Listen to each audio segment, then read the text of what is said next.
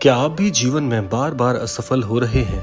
क्या आप सोचते हैं कि दुर्भाग्य आपका पीछा नहीं छोड़ रहा? अगर हाँ, तो ये वीडियो आपके लिए है। आज हम नीम करौरी बाबा के दिव्य विचारों से जानेंगे कि बदकिस्मती नाम की कोई चीज होती भी है या नहीं, और यदि होती है तो इससे बाहर कैसे निकला जाए। तो इसीलिए क्रमांक का श्रवण पूर्ण अवश्य करिएगा ताकि संपूर्ण जानकारी आप तक पहुंच सके। आइए बढ़ते हैं आज के इस दिव्य क्रमांक की ओर। महाराज जी कहते हैं कि आखिर ये बदकिस्मती क्या है, इसे कैसे पहचानें और कैसे समझें कि हमारा भाग्य हमारा साथ दे भी रहा है या नहीं। हम सभी ने कभी न कभी ऐसा महसूस किया है कि हमारी किस्मत खराब चल रही है, लेकिन नीम करौरी बाबा कहते थे, तुम्हारी किस्मत तुम खुद बनाते हो।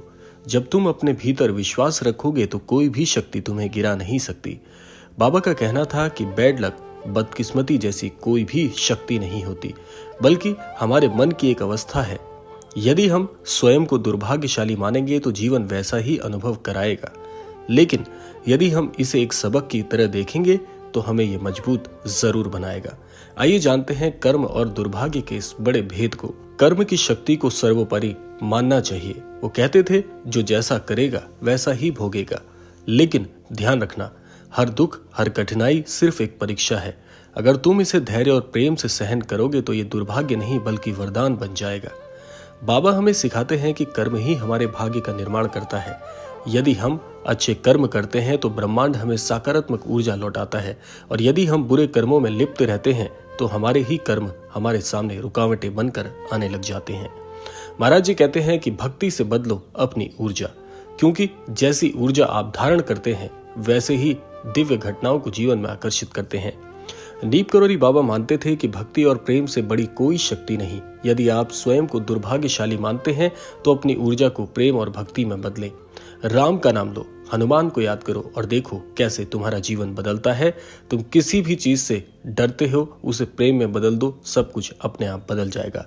ये वाक्य है महाराज जी के। बाबा के अनुसार जब हम प्रेम और भक्ति के मार्ग पर चलते हैं तो नकारात्मक ऊर्जा खुद ही दूर हो जाती है। इसीलिए जब भी आपको लगे कि आपकी किस्मत खराब है तो भक्ति में लीन हो जाए। आइए जानते हैं महाराज जी कैसे बताते हैं कि सेवा से दुर्भाग्य को दूर किया जा सकता है। नीम करौरी बाबा सेवा को सबसे बड़ा धर्म मानते थे। वो कहते थे, अगर तुम्हें लगता है कि तुम दुर्भाग्यशाली हो तो दूसरों की सेवा करो। सेवा से बड़ा कोई उपाय नहीं। जब तुम किसी की मदद करोगे तो ईश्वर स्वयं तुम्हारी मदद करेगा। यदि आप अपने जीवन में दुखी हैं तो दूसरों के जीवन में खुशी लाने का प्रयास करें।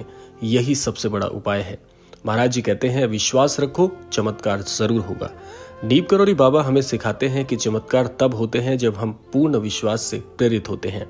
विश्वास रखो, चमत्कार होंगे। जब तुम्हें लगे कि सब कुछ खत्म हो गया है, तब भगवान तुम्हारे लिए सबसे बड़ा मार्ग खोलते हैं। इसीलिए अगर आपको लगता है कि आपकी किस्मत खराब चल रही है तो धैर्य रखें, विश्वास रखें और भगवान के नाम में शक्ति देखें। चमत्कार अवश्य होगा। आगे महाराज जी कहते हैं, जीवन बदलो, विचार बदलो। तो महाराज जी का कहना है कि जीवन में किसी भी प्रकार का कोई भी दुर्भाग्य नहीं होता। सिर्फ हमारे विचार होते हैं जो हमारी किस्मत को धनी और दुर्भाग्य बनाते हैं। यदि हम अपने कर्म, भक्ति, सेवा और विश्वास को मजबूत करें तो जीवन में चमत्कार होते देर नहीं लगेगी। सब राम का खेल है, चिंता मत करो, प्रेम में रहो। यही महाराज जी की सबसे बड़ी सीख है।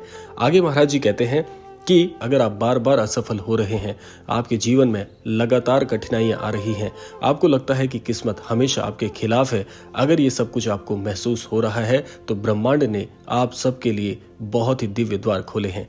आइए जानते हैं महाराज जी इस पर क्या कहते हैं। महाराज जी कहते हैं, हम सभी कभी ना कभी ऐसा महसूस करते हैं कि हमारा भाग्य खराब चल रहा है, लेकिन ये सिर्फ हमारे दिमाग की एक अवस्था है। महाराज जी इसी पर कहते हैं कि जीवन में, कर्मों में और अपने विचारों में बदलाव लाने की आवश्यकता है, तब जाकर सही दृष्टिकोण आपको प्राप्त होगा। हर परिस्थिति तुम्हें कुछ सिखाने आती है, ऐसा महाराज जी कहते हैं। यदि आप इसे दुर्भाग्य समझते हैं तो तुम सीखने का अवसर खो रहे हो। महाराज जी इस ओर आपको इशारा करते हैं। अगला महाराज जी कहते हैं, कर्म और भाग्य का बहुत ही गहरा संबंध होता है। यदि हम अच्छे कर्म करेंगे तो ब्रह्मांड हमें सकारात्मक ऊर्जा इसके रूप में लौटाता है। यदि हम बुरे कर्म करेंगे तो बुरे कर्म केवल हमारा भाग्य और ज्यादा हीन कर देते हैं। ऐसा इसलिए होता है क्योंकि आप सोचिए कि किसी नकारात्मक ऊर्जा में लिप्त रहने पर क्या हम सकारात्मक चीजों की कामना कर सकते हैं। महाराज जी का सबसे बड़ा संदेश था कि भक्ति और प्रेम से बड़ी कोई शक्ति नहीं है। वो कहते हैं कि जब हम प्रेम और भक्ति में लीन हो जाते हैं तो हमारी सारी परेशानियां स्वयं धीरे धीरे दूर होने लगती हैं। इसीलिए महाराज जी आपको ये बात याद दिलाते हैं कि प्रभु श्री राम जी का नाम लो, हनुमान जी का नाम लो, विश्वास रखो, निश्चित ही आपके जीवन में चमत्कार होंगे। जब तुम्हें लगे कि सब कुछ खत्म सा हो रहा है, तब भगवान आपके पास स्वयं चल कर आते हैं और आपको मार्गदर्शित करते हैं। इसीलिए अगर आपको लग रहा है कि बार बार हमारे अच्छे कर्म करने पर भी हमारी किस्मत हमारा साथ नहीं दे रही है, तो कहीं ना कहीं आपको अपने कर्मों पर नजर डालने की जरूरत है। कहीं ना कहीं हमारे कर्मों में किसी प्रकार की हीनता जरूर आई है, जिसकी वजह से आज हम इस नकारात्मक ऊर्जा के साथ अपना जीवन यापन कर रहे हैं। आगे महाराज जी कहते हैं कि यदि आपका भाग्य बहुत ज्यादा खराब चल रहा है, तो ऐसी स्थिति में, केवल और केवल ऐसी स्थिति में आप ऐसे जनों का संग कीजिए जो आपको सही तरीके से मार्गदर्शित करें।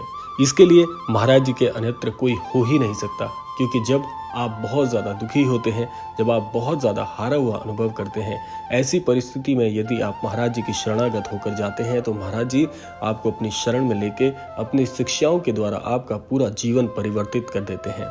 ऐसा इसलिए भी होता है क्योंकि महाराज जी जब आपके जीवन में बहुत ज़्यादा कष्ट आते हैं, उस समय आपकी परीक्षा लेते हैं।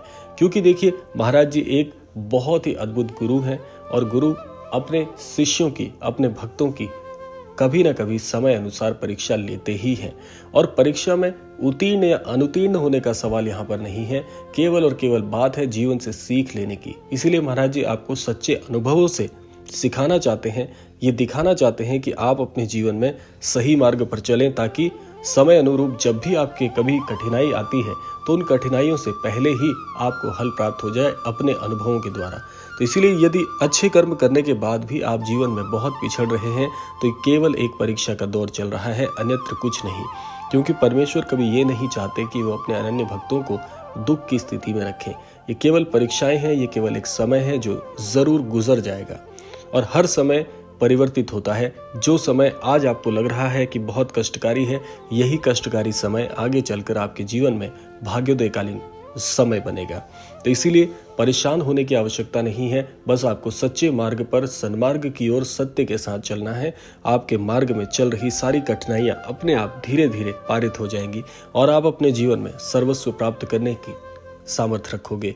और जो व्यक्ति सामर्थ्यवान होते हैं, जो व्यक्ति अपने जीवन में सही गलत की पहचान करना जानते हैं, उन्हें ये पता होता है कि चाहे मुश्किलें कितनी ही आ जाए, लेकिन मैं अपनी मंजिल तक जरूर पहुंचूंगा। ऐसी ही आशा के साथ महाराज जी आपको अपनी शिक्षा से ओत-प्रोत कर देना चाहते हैं। इसीलिए मैं आप सभी को हर क्रमांक में एक बात जरूर कहना चाहूंगा कि थोड़ा समय निकालकर महाराज जी की शिक्षाओं को जीवन में अनुसरण करना प्रारंभ करिए, आपका संपूर्ण जीवन परिवर्तित हो जाएगा। तो ये था आज का दिव्य क्रमांक। आशा करते हैं क्रमांक आप सबके लिए बहुत ही फलीभूत हो। इसी कामना के साथ समय आ गया है विदा लेने का, और विदा लेने से पूर्व समय है रोजाना की प्रार्थना का। यही प्रार्थना करना चाहूंगा कि श्री महाराज जी सभी को सन्मति और सद्बुद्धि की प्राप्ति कराएं और इस संपूर्ण सृष्टि का, इस संपूर्ण लोक का कल्याण हो। इसी कामना के साथ विदा लेते हैं, मिलते हैं अगले क्रमांक में। तब तक के लिए जय श्री राम, जय गुरुदेव, जय उत्तराखंड।